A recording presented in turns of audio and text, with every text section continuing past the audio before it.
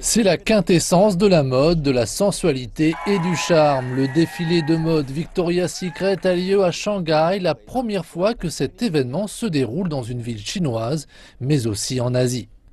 C'est l'une des plus grandes nuits de la mode, environ 800 millions de personnes sur la planète qui observeront les 55 mannequins défiler avec grâce sur le podium.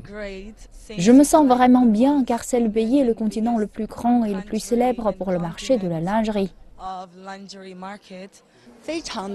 J'ai vraiment hâte de voir le défilé, aucun autre ne peut rivaliser avec celui de Victoria's Secret.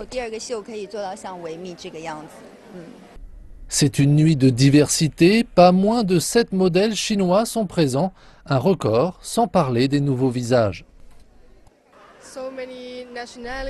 Il y a tant de nationalités, j'en suis vraiment ravie, surtout depuis Shanghai. Je pense qu'elles n'ont jamais été en Chine avant, donc c'est génial que tant de modèles différents défilent. Des cheveux roux, des asiatiques et des angolaises. J'ai beaucoup d'amis qui font le défilé avec moi, donc c'est bien.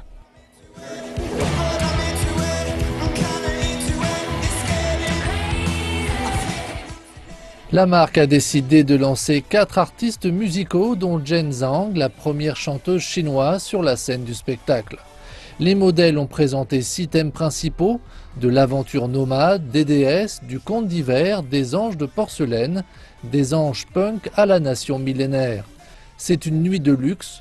Le mannequin brésilien Laís Ribeiro a été choisi pour porter un soutien-gorge en or 18 carats, orné de diamants, saphirs et topazes bleus, d'une valeur de 2 millions de dollars. C'était une surprise pour moi, alors j'ai beaucoup pleuré, c'était beaucoup d'émotions en même temps, j'étais très fière de moi, très reconnaissante. C'est aussi une nuit de surprise, comme la chute dramatique du modèle chinois Xi Mengiao.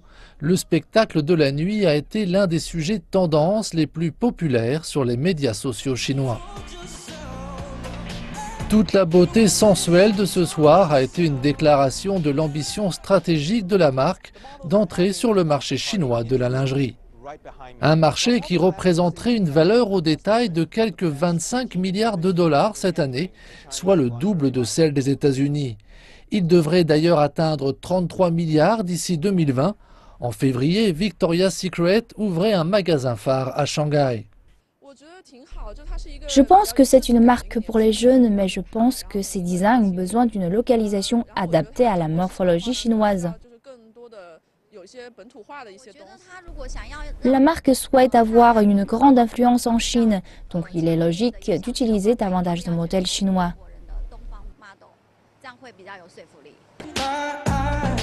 L'émission sera diffusée sur plusieurs sites de vidéos chinoises le 29 novembre. Cette publicité colossale aidera, d'après les analystes, Victoria's Secret à profiter du vaste pouvoir d'achat des consommatrices chinoises.